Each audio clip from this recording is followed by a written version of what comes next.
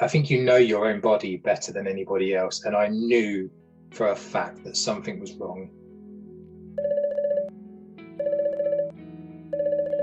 My name is Lee Lazari. I was diagnosed on the 30th of October 2019, and I was diagnosed with chronic myeloid leukemia.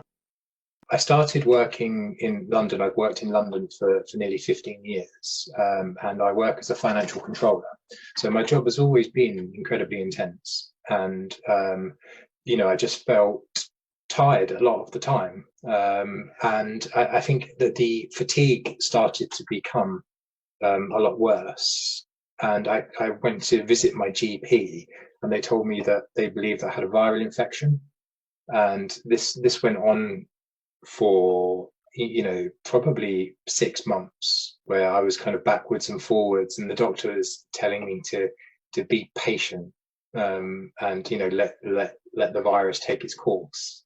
They sent me for blood tests, and I remember quite vividly that the doctor, like, it was like off the cuff remark that oh, your white blood cell count is high, are you feeling okay?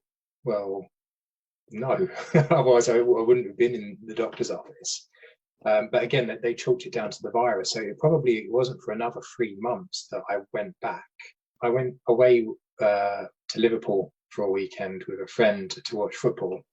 And of course, we'd gone out on the town that night, like you do. And in the morning, I woke up in Liverpool in a hotel, and my right eye was flashing. I had like a strobe effect in my right eye. And I'd almost thought like perhaps, I dropped my phone the night before, and I was tapping my phone to see that I thought it was my phone, but actually it wasn't. It was my right eye. So at that point, I knew something was wrong. I've always been relatively healthy, and then to have all of these symptoms at once. So I actually took myself to see a private GP. I explained all of my symptoms to them, and the doctor took the bloods there and then. The next day, she called me to say, you need to come back. And again, the only day I could go back was the next day, which was my birthday.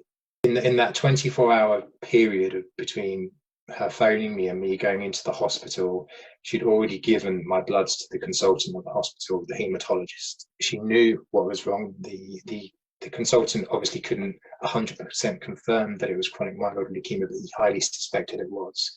So when I spoke to the doctor, and she told me at that point. So I'd gone through that whole rigmarole, a year of not knowing, to having to go to see a private doctor to then find out.